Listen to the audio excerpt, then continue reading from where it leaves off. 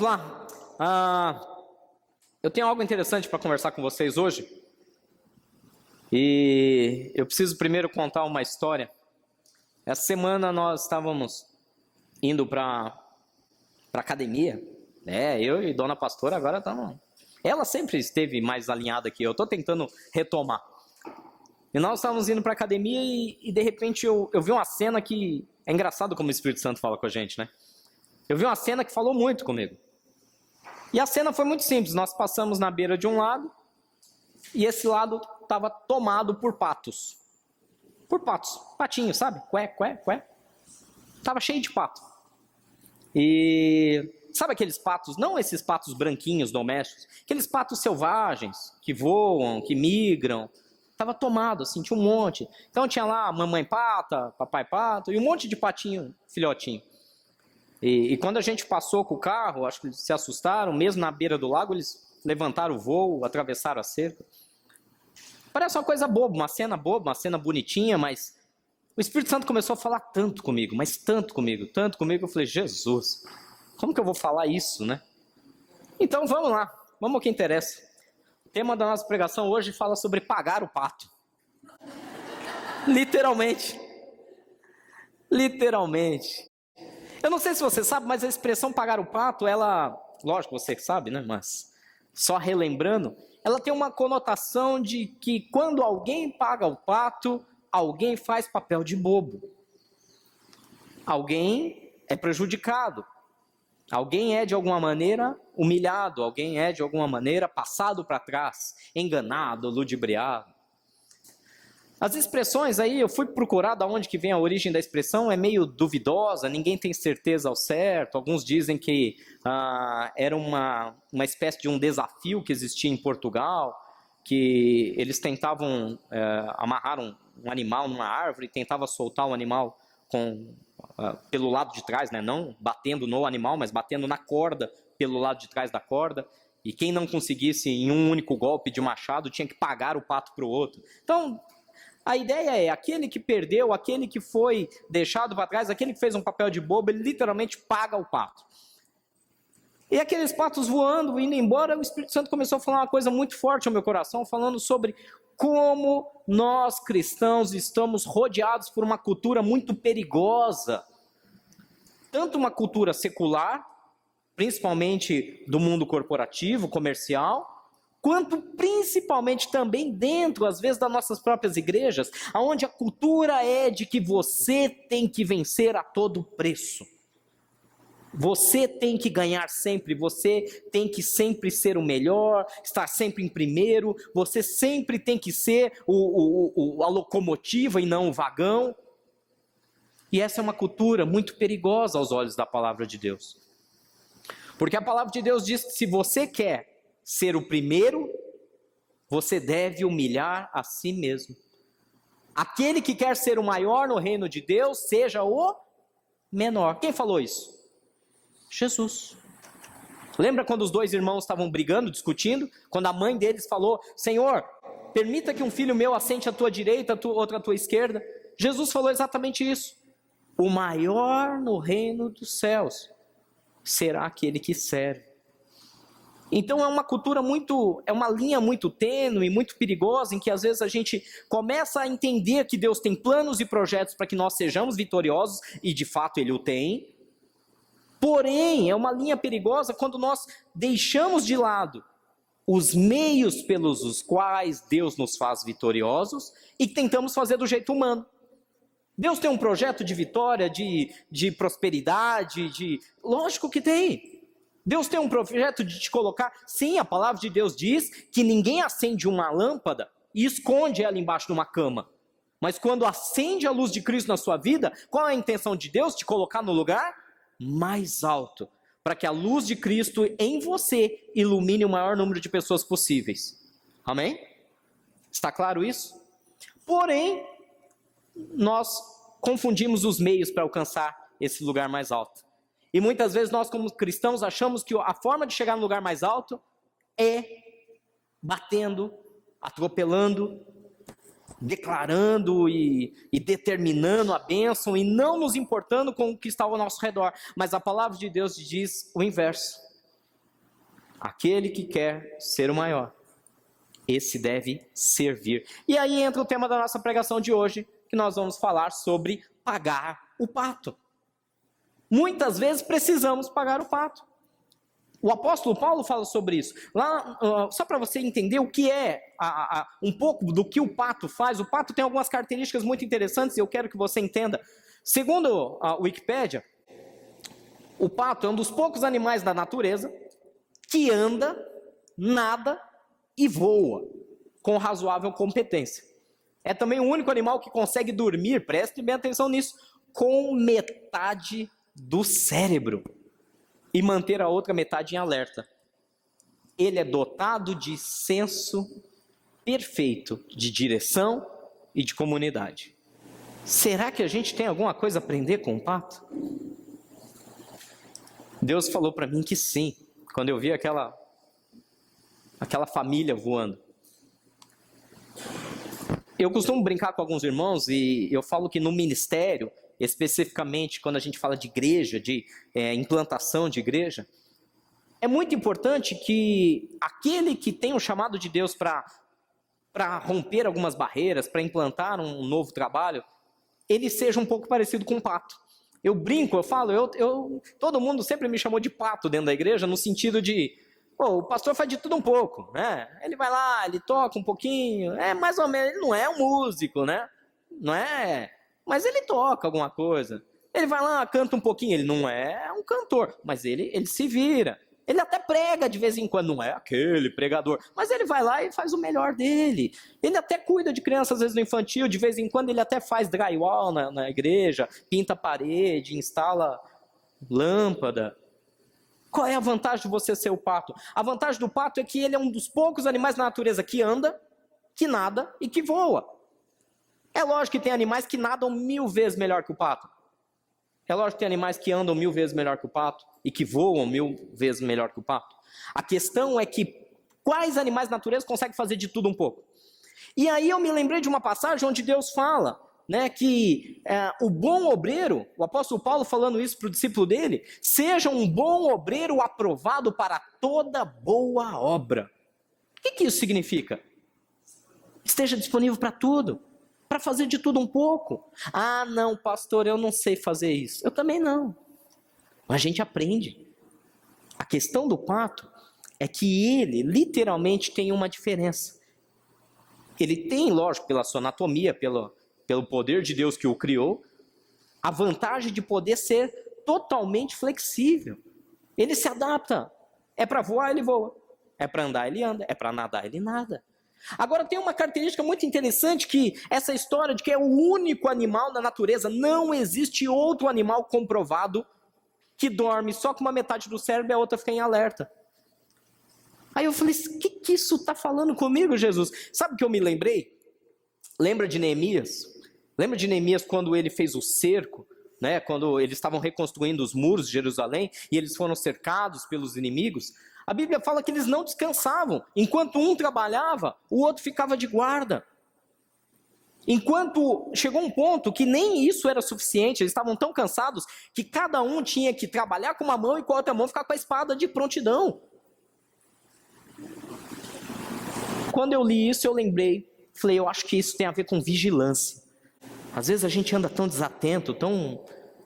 Como eu disse aqui na hora da ministração do louvor, às vezes a gente entra por essa porta e veste pronto, agora eu sou um cristão. Mas sai pela porta, fica desatento, fica desligado. O pecado vem e nos ceifa fácil. Porque nós não estamos vigilantes. O pato tem essa vantagem. E, para resumir mais um pouquinho, para terminar esse resumo, na verdade, ele é dotado de um perfeito senso de direção e de comunidade. Se tem uma coisa que o pato sabe é para onde ele está indo. Ele tem foco. Ele tem perspectiva. Ele sabe para onde ele tem que ir. Ele tem um campo de visão fantástico. E sabe que não chega lá sozinho. Amém? Essas aqui são alguns resumos das características do pato. Você pensa aí o que pode ser aplicado na sua vida. Mas eu quero chamar a atenção que o apóstolo Paulo fala em 1 Coríntios, capítulo 9, versículo 18. quando ele se põe na situação de pagar o pato. O apóstolo Paulo se coloca literalmente a ponto de pagar o pato, de fazer o papel de bobo, de ser zombado, humilhado, de perder, para que possa ganhar no reino de Deus. E diz assim, versículo 18: qual é, pois, a minha recompensa? Apenas esta, que pregando o evangelho, eu o apresente gratuitamente, não usando assim dos meus direitos ao pregá-lo. Porque embora eu seja livre de todos, fiz-me escravo de todos, para ganhar o maior número possível de pessoas. Tornei-me judeu para os judeus, a fim de ganhar os judeus. Para os que estão debaixo da lei, tornei-me como se estivesse sujeito à lei, embora eu mesmo não esteja debaixo da lei, a fim de ganhar o que estão debaixo da lei. Versículo 21, para os que estão sem lei, tornei-me como sem lei, embora eu não esteja livre da lei de Deus, mas sim sob a lei de Cristo, a fim de ganhar os que não têm a lei. Para com os fracos, tornei-me fraco, para ganhar os fracos. Tornei-me tudo para com todos, para de alguma forma salvar alguns. Faço tudo isso por causa do Evangelho, para ser coparticipante dele. Amém? Amém? O que o apóstolo Paulo estava dizendo? Ele está dizendo o seguinte: eu tenho um propósito, eu tenho um alvo. O meu alvo é alcançar o máximo do meu potencial em Deus. E isso implica em alcançar o meu máximo do meu potencial em Deus, de alcançar o sonho de Deus para a minha vida. Isso implica em que eu proclame o Evangelho. Isso implica em que eu ajude o maior número de pessoas possíveis. É a autonegação.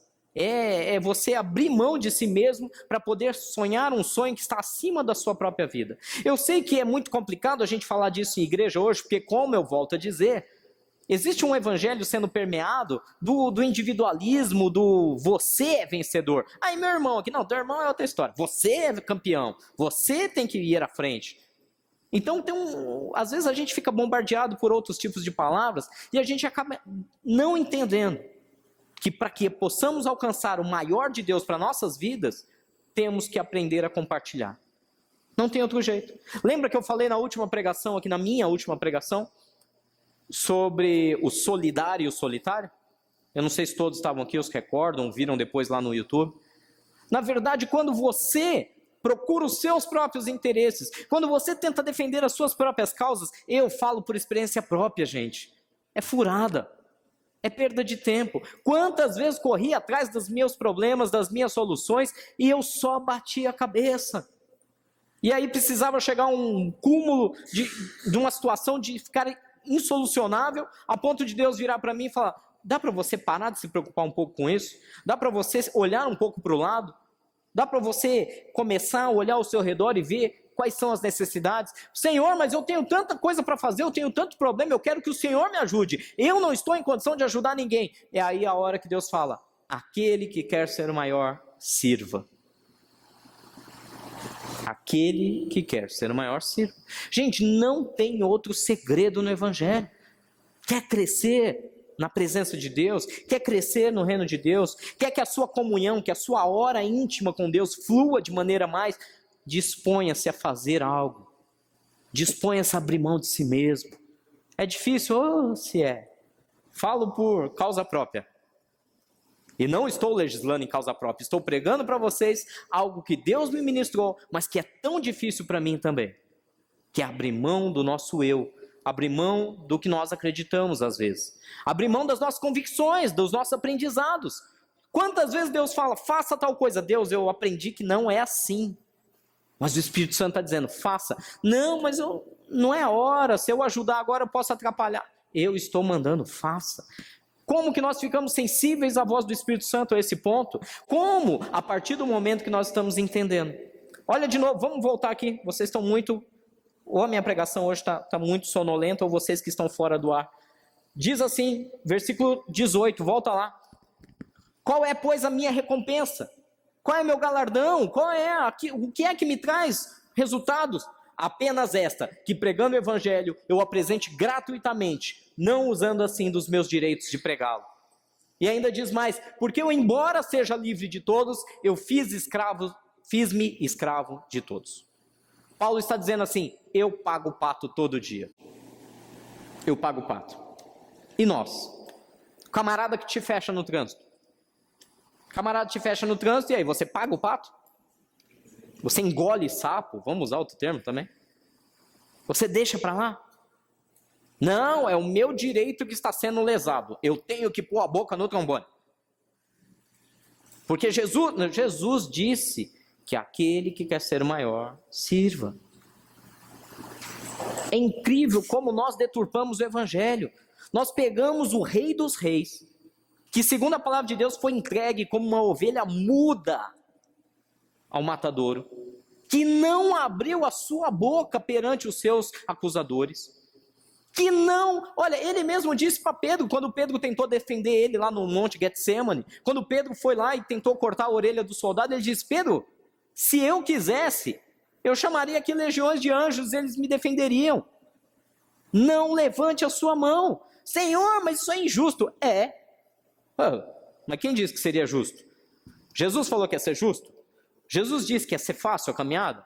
Não, o que ele disse para nós é que temos uma escolha.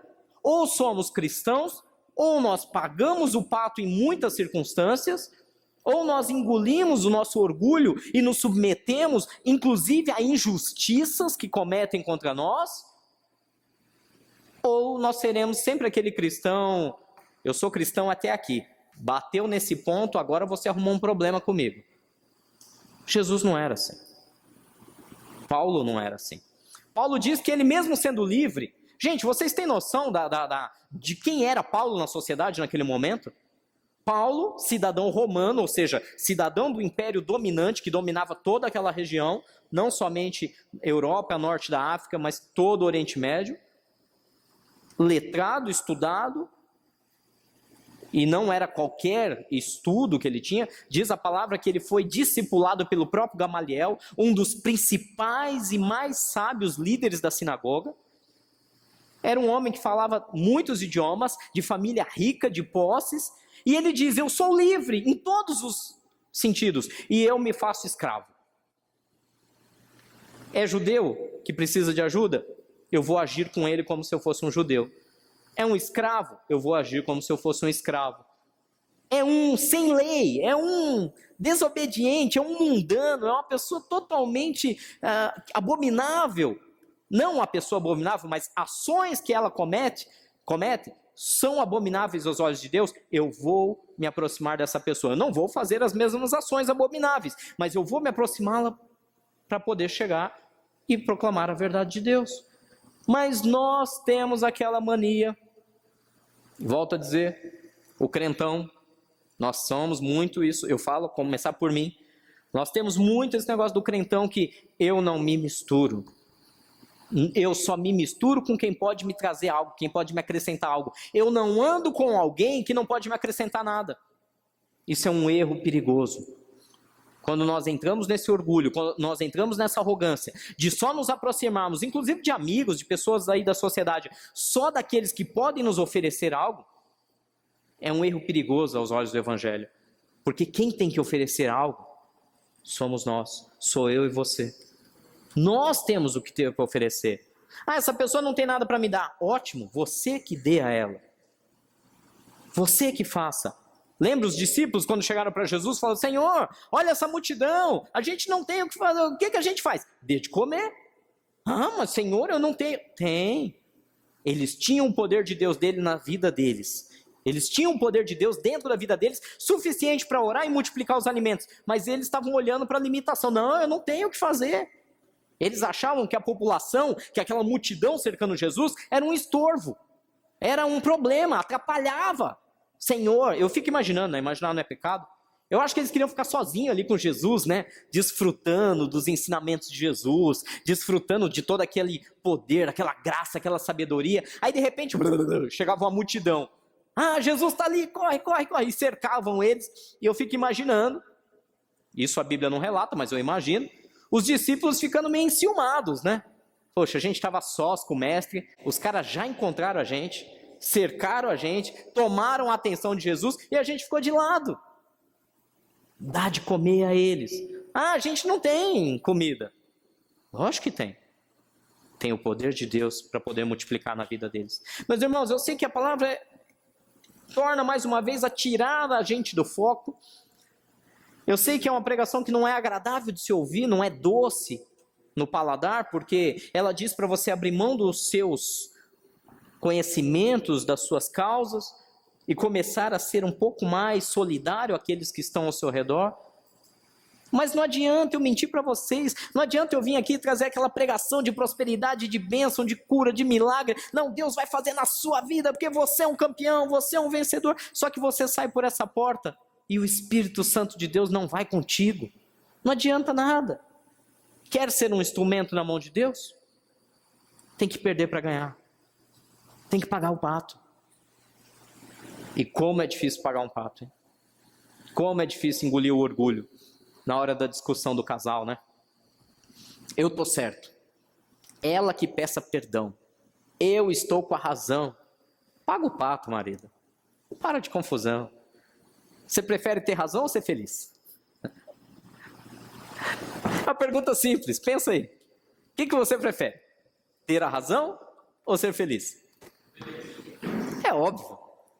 Não discute, paga o pato. Ah, pastor, você não conhece meu marido. Ah, pastor, aqui na igreja ele é de um jeito, lá em casa, só por Deus. Você não sabe, paga o pato. Paga o pato. É melhor ter paz do que ter razão. É melhor ter paz, ter tranquilidade. É melhor ter o coração leve, alegre. É melhor ter liberdade do que impor e provar. Eu estava certo. De que adianta a gente estar certo? Vai servir de alguma coisa? Vamos só perder tempo. Com o coração pesado, amargurado, rancoroso. Paga o pato. Paulo fala isso. Olha que interessante, ele diz que até para aqueles que estão debaixo da lei, aqueles que são religiosos ao extremo, ele agia como um religioso. Ele era religioso? Não, mas ele agia como um tal. Para quê? Para poder restaurar aqueles que eram religiosos. Mas também diz no versículo 21 o inverso. Aqueles que não buscavam a presença de Deus, que não respeitavam as leis judaicas, ele também, não é que ele desrespeitava, mas ele andava com eles, chegava perto deles, para poder levá-los a Cristo. Esse é o nosso problema. O quanto nós estamos pagando o pato. Agora eu vou fazer uma distinção. O quanto nós estamos pagando o pato voluntariamente, por opção. Porque tem alguns de nós, né, que sabem como que é, né? Tá tudo bem, tá tudo ótimo. Ah, o mundo tá acabando, tá bom. Ah, o outro tá fazendo injustiça, deixa ele. Tem uns de nós que para nós é mais fácil. Tem alguns de nós que são tão passivos, que tá pagando pato todo santo dia, mas não é nem por opção, não é nem porque entendeu, não é consciente. Faz porque é passivo. O mundo está desabando, tudo bem. Não, você vai perder dinheiro, tudo bem. Não, aquele te passou a perna, tudo bem. É diferente. Uma coisa é passividade, e aí eu vou ser um pouquinho duro. Isso não nasceu no coração de Deus. É meu temperamento. Espera aí. Jesus pegou 12, cada um com temperamento, e todos foram transformados. Todos, sem exceção. Não dá para ficar colocando desculpa que eu sou muito nervoso ou eu sou muito calmo. Nós temos que ser transformados em Cristo Jesus. Isso é fundamental. Agora, quando eu sou consciente, eu luto, e mesmo que eu seja um cara passivo, mas eu sou consciente e digo, eu só estou fazendo isso por amor a Cristo, aí é diferente. Aí sim você está pagando o pato, aí sim você está vendo o que Paulo fala. Eu quero falar algo rápido com vocês sobre alguns tipos de ações, como uma igreja opera em uma sociedade. Isso faz parte, os próximos slides que eu vou passar para vocês fazem parte de algumas aulas do curso de teologia lá da Universidade Metodista. Tem os créditos devidos daqueles que formularam. Pode passar o próximo, por favor, pastora. Fala sobre modelos da relação da igreja e da sociedade. Nós temos grosseiramente 4 tipos de modelos de igreja. quando o assunto é a maneira como elas se relacionam com a sociedade. E aí é a hora que eu quero que você pense um pouquinho e diga onde você se enquadra. Porque a igreja não é só o senso coletivo, mas aonde você como cristão se enquadra nessa história toda. Nós temos aqui o primeiro tipo, que é o modelo isolacionista. O que isso quer dizer? O modelo isolacionista, ele luta com a sociedade. É igreja versus sociedade. O segundo modelo é o modelo intervencionista. É uma igreja que é para a sociedade. O terceiro modelo é a igreja adaptativa, ou a igreja da sociedade. E o quarto e último modelo é o modelo responsável, ou igreja na sociedade. E aí, tudo isso tem a ver com pagar o pato, com a sua disponibilidade, com como o seu coração lida com tudo isso. Pastor, mas se eu tenho 1000 problemas para resolver? Volto a dizer o que eu falei na pregação passada. Salmo 37, versículo 5 fala isso com clareza. Entrega o teu caminho ao Senhor, confia nele e o mais tudo fará.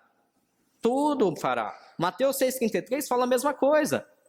Buscar em primeiro lugar o reino de Deus e a justiça de Deus, e as demais coisas serão acrescentadas. Então, se você entrou aqui hoje literalmente dizendo, pastor, eu preciso de um milagre, de uma resposta de Deus, eu estou falando da parte do Espírito Santo de Deus. Vá pagar o pato.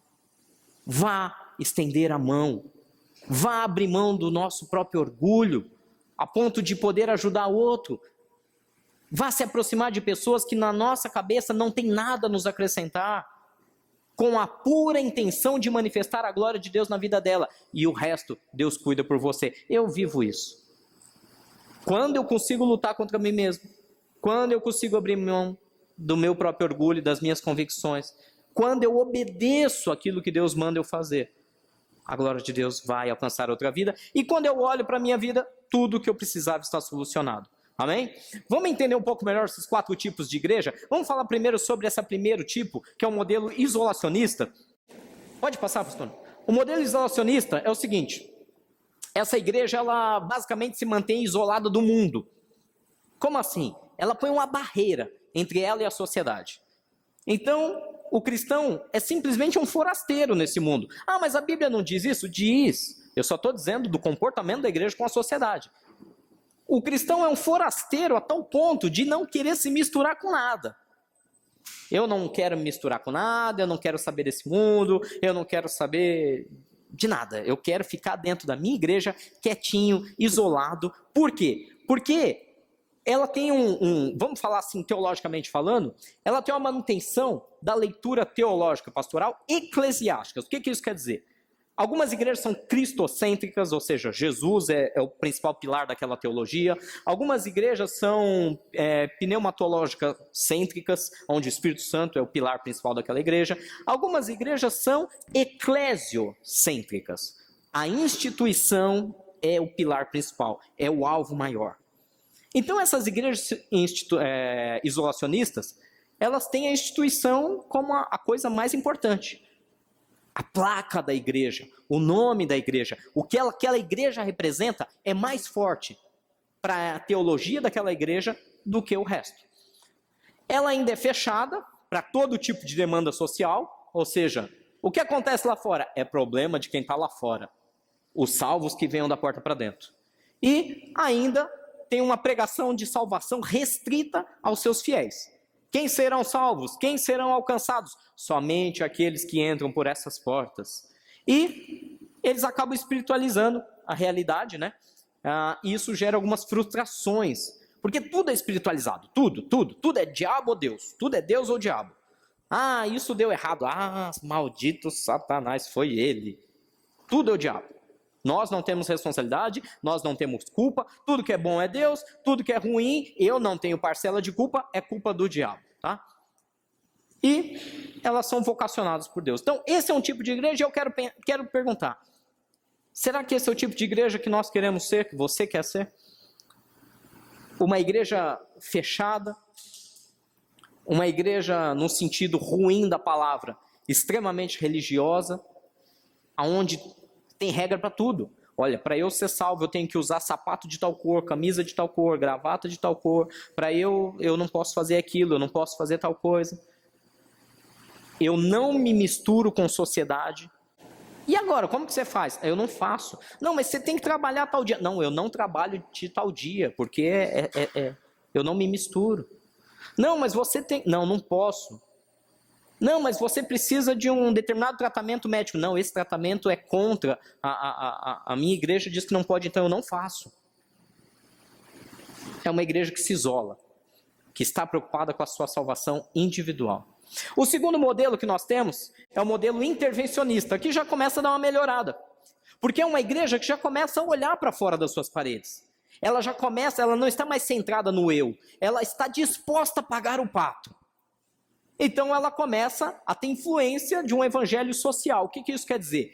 Ela se envolve com as causas da comunidade, com as necessidades, com os problemas, seja ele a violência, seja ele problemas relacionados à saúde. Ela começa a se envolver. Então eles são herdeiros de uma tradição que vem lá da Conferência de Edimburgo, onde eles decidiram que a igreja tinha que literalmente sair da sua zona de conforto e se envolver com a sociedade. Ou seja, é uma igreja para a sociedade. Ela foi feita para a sociedade, ela não pode ficar presa nos seus quatro paredes.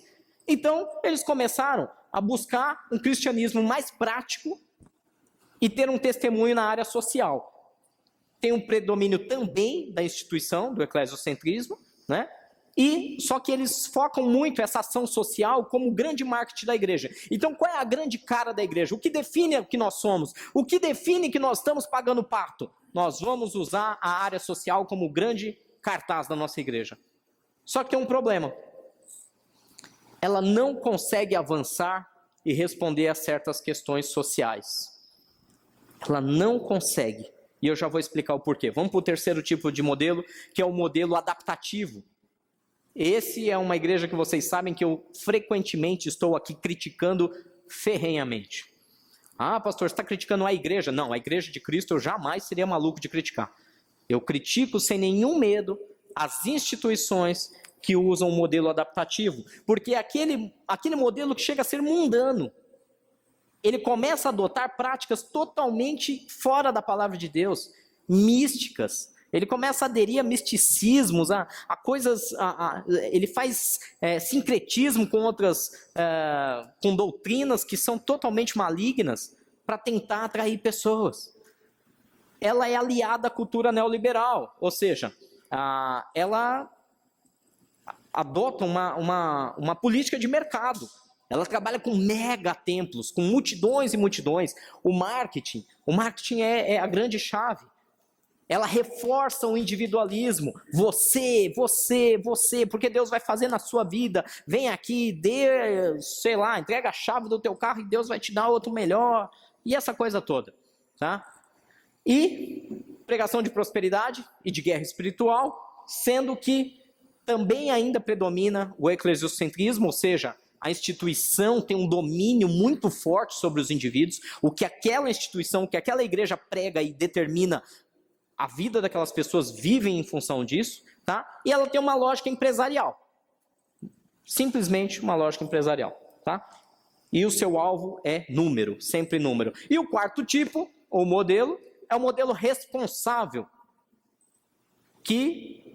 O que significa ser responsável é você responder com habilidade. Responsável. Responder com habilidade. Aquela igreja que responde com habilidade, ela não é mais uma igreja para a sociedade. Ela é uma igreja inserida na sociedade. E isso tem uma diferença muito grande. Porque essa igreja possui uma forte dimensão profética, ou seja, ela é guiada por aquelas palavras que Deus, através de anos e séculos, já declarou que iriam acontecer.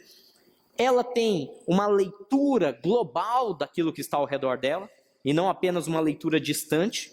E ela é um espaço de inclusão. Essa igreja tem um diálogo com essa sociedade e ela literalmente consegue refletir todo o cotidiano, toda a luta, todos os problemas, todos os anseios da sociedade que ela está inserida. Ela é construtora de sinais de esperança. Aonde eu quero chegar? Tem uma história que eu ouvi a primeira vez pelo pastor Randy Pope. O pastor Randy Pope é o pastor da Perimeter Church lá de Atlanta. Ele fala exatamente sobre isso, usando um exemplo de uma igreja em uma ilha. Preste atenção aqui um segundo. Existia uma cidade, uma pequena cidade litorânea, muito bonitinha, com cerca dos seus 10 mil habitantes. E cerca de 2 quilômetros da costa daquela cidade litorânea, tinha uma pequena ilha. E naquela ilha, construíram uma igreja.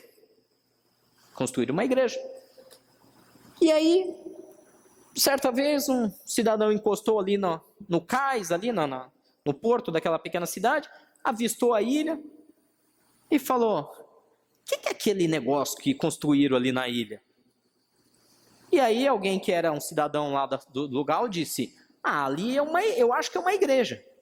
Mas por que você acha que é uma igreja?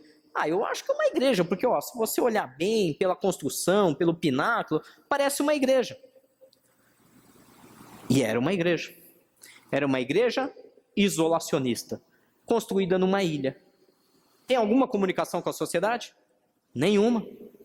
Passado um tempo, esses 2 homens de novo conversando, perceberam que aquela pequena igreja na ilha começou a enviar barcos para o continente.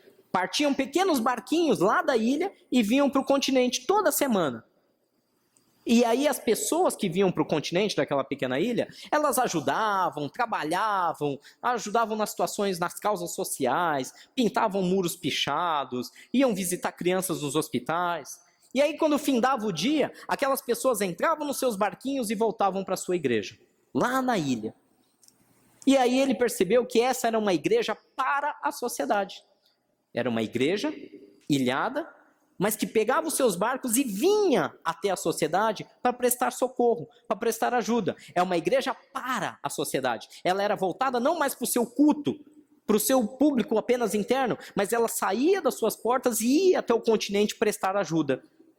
Mas ela não é inserida dentro daquela sociedade, ela está fora e vem prestar ajuda. É o problema do nosso segundo tipo de igreja, que é a igreja para a sociedade ou intervencionista. Ela é ótima, é muito boa a igreja, mas ela não atende todos os anseios porque ela não está inserida. Então, finalmente, começaram a construir uma ponte. O pessoal da ilha, da igreja, começou a trabalhar, e foi construindo uma ponte, construiu uma ponte até que chegou ao continente. E não dependia mais dos seus poucos barquinhos. Agora temos livre trânsito de carros indo e voltando. Só que o que aconteceu? Aquela pequena igreja da ilha ficou tão maravilhada com os carros que chegavam até ela, com os carros bacanas que vinham lá, com as pessoas influentes que visitavam a sua igreja, e elas foram mudando o seu modo de ser. Elas não estavam mais preocupadas com a sociedade. Elas pensaram: nós podemos aumentar a ilha, nós podemos aterrar uma área, podemos ampliar a igreja, podemos virar um mega templo. Essa é a igreja adaptativa, que se adaptou àqueles que vieram do continente para ela e começaram a influenciar o modo dela de agir, a tal ponto do alvo dela ser puramente numérico e financeiro. E eles começaram a perceber que o ser humano, gente, vamos ser honestos, o ser humano é um ser egoísta. Nós, como seres humanos, nós somos egoístas. É difícil lutar contra nossas vontades.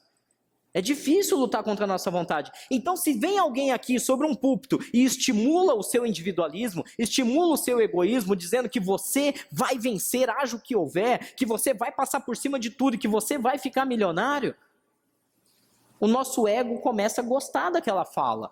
No primeiro dia a gente fala: essa pregação está esquisita. No segundo dia ainda continua esquisita. Depois de alguns meses que você está lá com as contas batendo na tua porta, você começa a falar: é isso mesmo, é de Deus. Eu quero isso para mim. O que eu tenho que fazer, pastor? Doe sua casa, seu carro, seu cachorro. Por isso. As pessoas são maldosas? Aquelas que ali estão? Não. Elas querem os seus anseios respondidos. E chega uma hora que, se é cutucado o seu individualismo, ela acaba caindo. Então essa é a igreja adaptativa, que foi inundada por carros vindas do continente, porque agora tem uma ponte, e ela se transformou e se perdeu, e agora é uma igreja mundana. Mas existe um quarto tipo de igreja, a igrejinha da ilha, que depois que construiu a ponte, começou a participar do dia a dia da sociedade. Agora que tem uma ponte, todo dia as pessoas daquela igreja participam do dia a dia da comunidade. Trabalham na comunidade, estudam na comunidade, almoçam, fazem todas as suas ações voltadas para a comunidade, e à noite pega a ponte e volta para dormir, lá na ilha. Essa igreja não está mais isolada, ela não é apenas uma igreja que faz ações pontuais, ela está dentro da sociedade. É uma igreja responsável. Todos entenderam a diferença, amém? Amém? Eu sei que está muito mais aula hoje do que pregação, mas é importante isso que eu preciso falar. Que igreja está de fato pagando o pato? Que igreja está de fato abrindo mão dos seus, vamos dizer assim, das suas vontades humanas e próprias para servir a Deus? Será que quando nós nos isolamos, será que quando nós, não, eu não quero ter contato com ninguém que nem... Gente, não tem como. Você vai virar o quê? Um monge? É isso que você quer? Virar um monge? Não, eu quero andar com Deus de tal nível que eu não quero mais ninguém perto. Vai fazer igual os discípulos que se enciumavam, segundo a minha teoria rogeriana, quando a multidão chegava perto? Quer Jesus só para você? Vamos ser isolacionistas? Vamos nos afastar dos amigos? Gente, olha, eu tinha tantos amigos, mas depois que eu vim para a igreja, eu não quero mais saber deles. Por quê? Não, porque pastor, eles sabem como que é, os caras enchem a cara, os caras não sei o quê, eles falam abobrinha. Então nós vamos nos isolar. Vamos nos isolar e vamos viver nossa vidinha, bonitinha, esperando a nossa salvação para ir para o céu. Lembra que Jesus fala de maneira muito dura no final do Evangelho de Mateus, quando ele diz: eu estive com fome, não me deste comer, estive com sede, não me deste beber, tive frio, não me deu roupa, eu estava preso, encarcerado e você não foi me visitar. Afastem-se de mim todos os que praticam a iniquidade. Ah, pastor, isso não serve para mim. Eu não tenho dom para a área social. Quem está falando de área social? Quem está falando de área social? Você pode dar o de comer. Você pode dar o pão vivo da vida a qualquer um que esteja no seu raio de ação. Você pode dar de beber. A Bíblia diz, se vocês crerem em mim, Jesus dizendo, do seu interior fluirão rios de água viva. Ah, eu não tenho paciência com o mundano que não quer saber de Deus.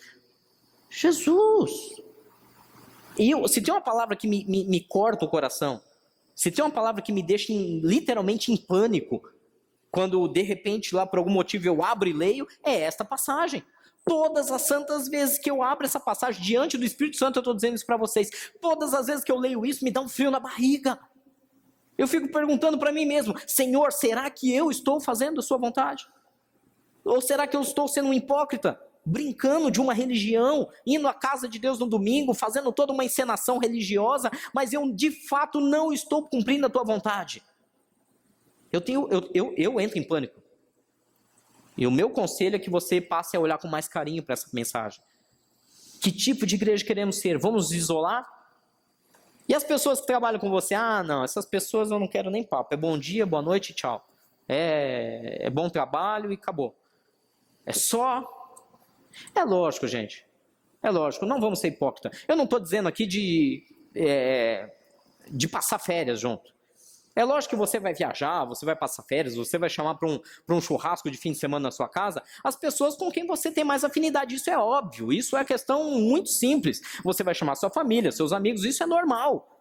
O que eu estou tentando dizer é, com que frequência você se preocupa com quem está ao seu redor? E que talvez não possa te oferecer nada. Com que frequência você doa o seu tempo em prol de alguém, em prol de uma comunidade, que seja até em prol de uma igreja? Quanto tempo nós gastamos tentando dizer, Senhor, eu vou pagar o pato, eu vou seguir esse exemplo? Então, o modelo 2, que até tenta, até vai lá e faz algumas ações, mas ela não está inserida. É a mesma coisa que a nossa igreja tentar ajudar com os problemas. Vamos dar um exemplo. Poxa, a gente quer ajudar na solução do problema sério que é o tráfico e consumo de drogas entre adolescentes aqui na Aldeia da Serra. Nós queremos fazer isso. Como nós vamos fazer isso? Bom, a gente faz isso fazendo culto aqui e orando. Orando pelo quê? Orando pelos adolescentes da Aldeia da Serra. De alguma maneira você está preocupado. De alguma maneira você está tomando uma ação.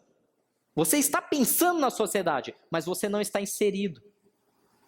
Pastor, como que a gente fica inserido? Como que a gente se torna uma igreja responsável, que responde com habilidade? A partir do momento que nossos próprios jovens e adolescentes pararem de se isolar e começarem a fazer parte desse grupo e começar a influenciar esse grupo. É difícil? É um preço. Tem que pagar o pato. E aí eu pergunto, estamos dispostos? Eu vejo uma maneira linda como Deus trabalha, por exemplo, nos nossos domos, que são nossas reuniões nas casas.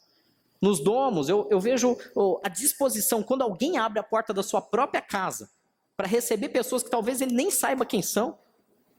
Isso para mim é um exemplo maravilhoso de pagar o pato. É um exemplo maravilhoso de pagar o pato, dizendo, olha, eu estou abrindo a porta da minha casa, estou fazendo convites, olha, quem quiser vem aqui participar de uma reunião com a gente. Está pagando o pato. Está abrindo o coração, está abrindo a disponibilidade. Não só abrir a porta da casa, mas como ir lá e participar também, e fazer parte, e ajudar, e ser também um dos facilitadores. Isso é ser uma igreja participativa, mais do que isso, é ser uma igreja responsável. E aí eu pergunto, estamos entrando aí em 2017, estamos começando não, o trabalho já começou de planejamento. Em breve, nós pastores pretendemos passar para vocês no culto dia 18 de dezembro, que é uma semana ainda antes do Natal, passar todo o planejamento, toda a agenda para 2017, para que vocês também possam nos ajudar. Mas o que nós vamos fazer? Vamos continuar sendo... Ficou escuro aqui, né? Vamos continuar sendo aqueles cristãos de vida, céus, as contas estão altas, meu marido que não sei o quê, meu cachorro que late de madrugada, minha mulher que pega no meu pé, meu vizinho que não sei o quê. Nós vamos continuar resmungando?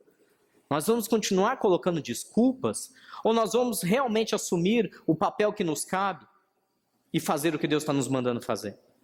Eu falo para vocês, eu falo por experiência própria, eu só tenho resultados expressivos na minha vida pessoal com relação à solução dos meus próprios problemas, quando eu me disponho a fazer algo que Deus quer que eu faça.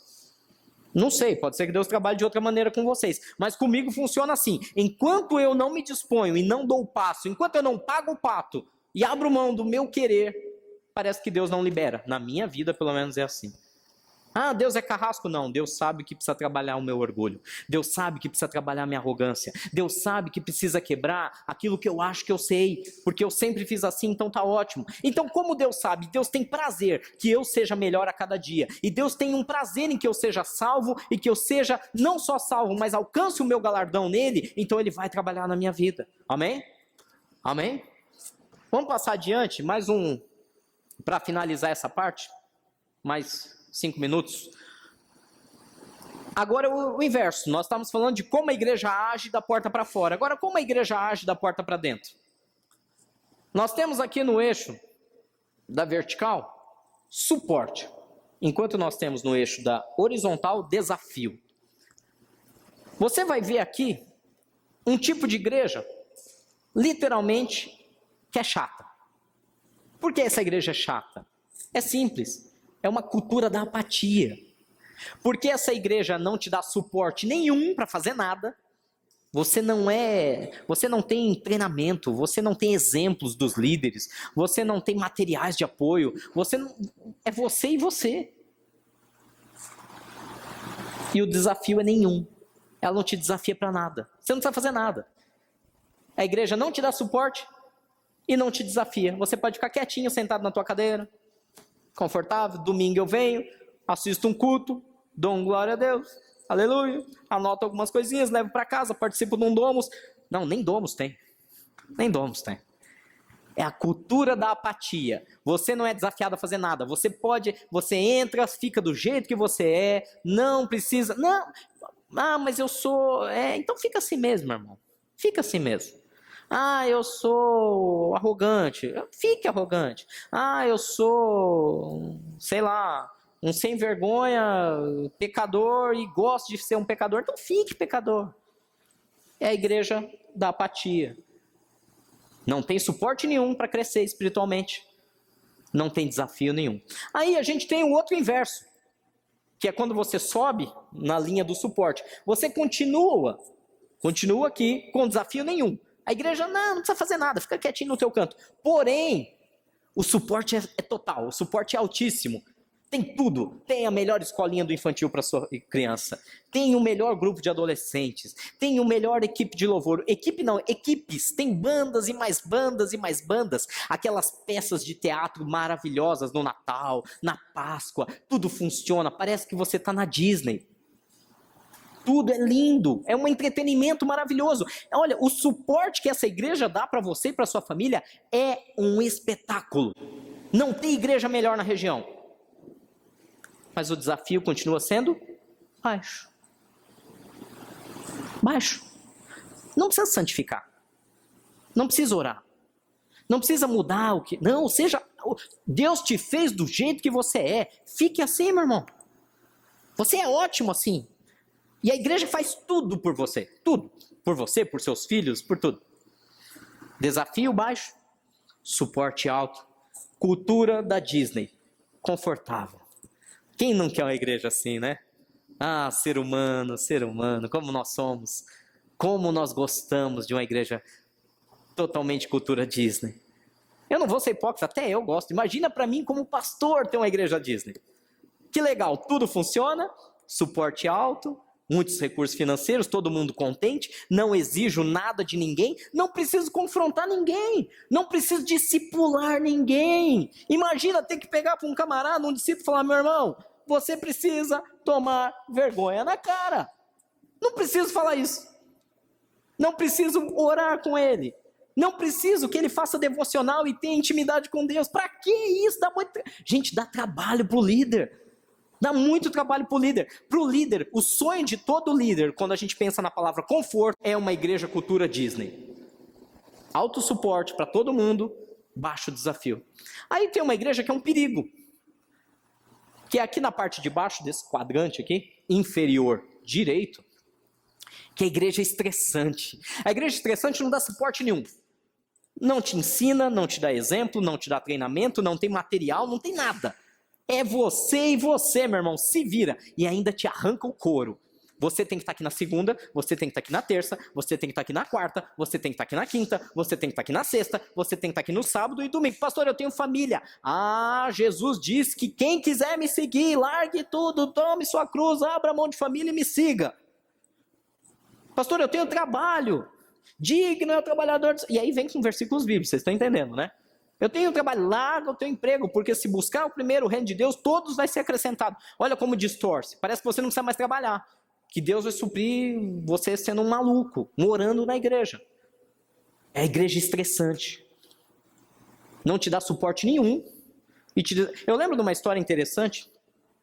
Não vou citar o nome da denominação, é claro, por respeito. Mas a pastora Vanessa conta uma história interessante, que quando a avó dela morava no litoral, ela frequentava uma igreja em que o pastor dormia literalmente tipo, colocava um colchãozinho lá num cantinho da igreja quando todo mundo ia embora e dormia. O cara era solteiro, não tinha família, não tinha emprego, não tinha nada.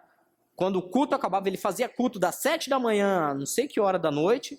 E aí quando todo mundo ia embora, ele ia lá, puxava um colchãozinho num cantinho lá e dormia. Não tinha fogão, não tinha geladeira, não tinha nada. Falei, mas como que esse cara vivia? Esse cara vivia porque algumas pessoas começaram a perceber, ia lá, levava almoço para ele, levava isso, levava aquilo. Ele não tinha guarda-roupa, ele não tinha cama, ele não tinha nada. Ele pegava um cantinho da igreja e dormia, ele não tinha dignidade nenhuma. E o que a igreja fazia por ele? Nada. A igreja arrancou ele da cidade dele, jogou ele lá e falou, se vira, meu irmão.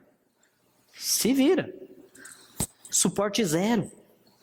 Ele não tinha um outro pastor para orientá-lo. Ele não tinha um líder acompanhando ele ali semana a semana. Ele não tinha recurso financeiro. Ele não tinha nada. Igreja estressante, suporte baixo e desafio muito alto. Coitado, eu não consigo nem imaginar o que aconteceu com a vida desse homem, sendo submetido a tudo isso. E finalmente a gente entra no sonho de Deus para esse lugar, que é a cultura do discipulado. Autossuporte. autodesafio. Você recebe todo o suporte para uma mudança, mas você também é desafiado constantemente a essa mudança. Você vai ter líderes disponíveis para você 24 horas por dia, 24 horas mesmo. Se você precisar, a qualquer horário ele vai estar ali, vai te atender, ele vai dar um jeito. Você tem pessoas para te dar um modelo, te dar o exemplo de vida, de cristianismo. Você tem ensino, estudo bíblico, palavra, métodos, meios, materiais. Você tem toda a estrutura. Oração, jejum, cobertura espiritual. Você tem tudo isso. Mas você é desafiado a sair da sua zona de conforto e pagar o pato. E isso eu estou dizendo para finalizar a nossa pregação, que é um pouco do que Deus tem sonhado. Ou seja, 2017 vai ser o ano de pagar o pato. Vai ser o ano, como igreja, como aprisco, de realmente sair da nossa zona de conforto, nos apropriarmos de toda essa estrutura que Deus está nos oferecendo, essa oportunidade, mas também fazermos algo em função do reino. Ah, pastor, eu tenho medo. Fica tranquilo, eu também tenho. Tamo junto, porque eu também tenho os mesmos medos que você, eu tenho as mesmas dúvidas que você com relação. E como vai ser? Eu creio, porque uma vez que Deus deu a direção, uma vez que Deus falou, Ele vai conduzir. Amém? Finalizando, 3 exemplos simples que podemos aprender com os patos que eu vi voando, saindo do lago. A primeira coisa que a gente pode aprender com os patos é literalmente que eles economizam energia. Então, pode passar. Eles economizam energia quando eles voam nessa formação. Você já viu isso aí em filme, desenho, vídeo, TV, ao vivo? Por que os patos voam nesse formato em V? Por que eles formam literalmente essa forma de esquadrão, né? Parece uns caças aéreos voando. Por que eles fazem isso instintivamente? Ninguém ensinou eles, é assim que tem que fazer, pato. Ninguém deu um treinamento para eles. Eles simplesmente voam assim. Sabe por quê? É muito simples. Porque quando eles assumem essa formação, eles economizam, e aí variam os estudos, de 30% a 70% da energia. De 30% a 70% da sua energia de voo. Eles gastam menos força para voar. Por quê? Porque é uma situação muito simples. Vocês já viram corrida de bicicleta? Viram, pelo menos aí na Olimpíada, o ciclismo? Por que os ciclistas montam aquele sistema em fila indiana, bem equilibrado? Tem os blocos, né, que vão tentando perseguir, mas sempre os da ponta estão em fila. Por que você tem alguns atletas em fila? Porque o segundo pega o vácuo do primeiro, tem menos resistência do ar. Então ele faz muito menos força para pedalar. O terceiro pega o vácuo do segundo e assim por diante. E por isso que eles vão revezando. Vocês já viram isso na TV alguma vez? Ou aqueles que praticam? Por isso eles revezam. Quem está na frente vai fazer mais força por um pequeno período, vai para o fim da fila e o próximo assume, vai para o fim da fila, o próximo assume, porque é uma questão de aerodinâmica. Quanto menos resistência do ar você tem, menos força você faz e mais rápido você alcança o seu objetivo. Então temos a aprender com os patos, como igreja, que eles economizam energia. Uma segunda coisa interessante, então por que eles não fazem igual os ciclistas e andam um atrás do outro, voam um atrás do outro? Porque eles têm uma melhor visão quando eles assumem esse formato de V. Se eles voam em fila indiana um atrás do outro, só o da frente enxerga para onde está indo. E os outros têm que ir olhando para a cauda dele. Mas como igreja, eu estimulo vocês a jamais seguir um líder cegamente. Como igreja, eu estimulo vocês a jamais seguir uma pessoa única, cegamente, sem saber para onde você está indo. Você tem que conhecer o caminho também. Você tem que estar vendo também para onde você está indo. Isso é uma cultura de discipulado, onde você não fica na dependência de uma única pessoa que pode estar errando o caminho, que pode fazer uma besteira lá na frente, mas você também está atento. Então, quando eles abrem em V, todos têm a sua visão. Todos não ficam olhando para a cauda um do outro, mas sim, todos estão vendo e o campo de visão. Então eles têm uma melhor aerodinâmica e ainda têm uma visão aguçada. Um terceiro exemplo que a gente pode aprender é que eles sempre estimulam uns aos outros. Eles vão sempre incentivando. Por quê? Os patos que estão atrás vão grasnando. O que isso significa? Eles vão estimulando os que estão na frente. Tipo, vai. O da frente começa a cansar, ele vai. Eles vão incentivando, estimulando. Gente, isso é uma cultura de igreja perfeita. E não aquela igreja do você viu que aquele irmãozinho fez? Isso aí não vai dar em nada, né? Isso aí é moda. Aí é aquele que desestimula, né? Em vez de grasnar para falar, vai, vamos, estamos com você, estamos no suporte. Não, isso aí não vai dar em nada. Não, eles estimulam uns aos outros. Eles vão literalmente grasnando atrás, incentivando aqueles que já estão na ponta, que estão mais cansados, fazendo maior esforço, para que eles continuem e não desistam. E, por último, para a gente terminar, a questão da igualdade e justiça, no sentido de que o líder puxa, chega um ponto que ele tem o seu limite de resistência, de força, ele vai para o fim da fila, o próximo assume, e continua puxando. Quando esse cansa, ele vai para o fim da fila, o próximo assume, igual no sistema dos ciclistas. Ou seja, dando a oportunidade de que todos participem, todos liderem, todos tenham o seu momento para experimentar o que é poder conduzir aquele batalhão à frente. Esses são alguns 4 pequenos exemplos, tem alguns outros ainda, mas o tempo não vai me deixar falar de todos, que eu separei do que nós podemos aprender com os patos. Então, meu irmão, a pergunta que fica é, você quer bancar um pato? Não, pastor, não, isso não é minha... Eu prefiro ser um leão, eu quero ser... eu sou o que domina. Às vezes a gente tem que ser, para encerrar em Lucas 10, versículo 2 e 3. Jesus é o leão. Ele é o leão da tribo de Judá, mas ele escolheu nos enviar como cordeiros, assim como ele foi. E ele lhes disse, a colheita é grande, mas os trabalhadores são poucos. Portanto, peçam ao Senhor da colheita que mande trabalhadores para a sua colheita. E Jesus acaba finalizando dizendo, vão, eu os estou enviando como cordeiro em meio de lobos. Amém? Jesus não está nos enviando como leões para dominar a sociedade e destruir tudo que entra pela nossa frente. Ele está nos enviando como cordeiros mansos, humildes, que estão dispostos a pagar o pato para transformar uma sociedade através do exemplo, não através de palavras, de blá blá blá, mas através de fato. E eu sei que você faz parte desse chamado, senão você não estava aqui domingo de manhã me aguentando falar por tanto tempo. Você tem que entender que o único motivo de você estar aqui é por um milagre de Deus. E Deus quer fazer isso através de nossas vidas. Amém?